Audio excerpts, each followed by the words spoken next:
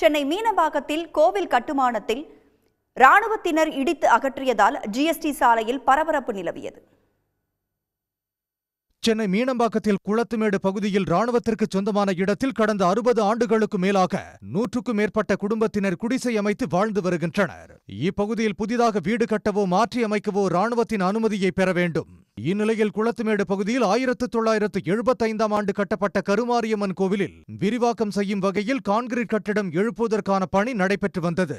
இதையடுத்து திடீரென அங்கு துப்பாக்கியுடன் வந்த 20க்கும் மேற்பட்ட ராணுவத்தினர் அனுமதி பெறாமல் கட்டுமான பணிகளை செய்யக்கூடாது என்று கூறி சிமெண்ட் கான்கிரீட் போடப்பட்ட கம்பிகளையும் அடித்தளத்தையும் அகற்றினர்.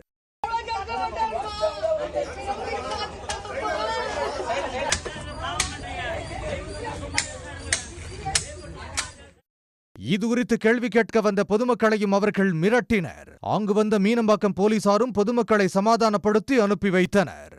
உடனுக்குடன் செய்திகளை தெரிந்து கொள்ள சன் நியூஸ் பெல் ஐகானை கிளிக் பண்ணுங்க.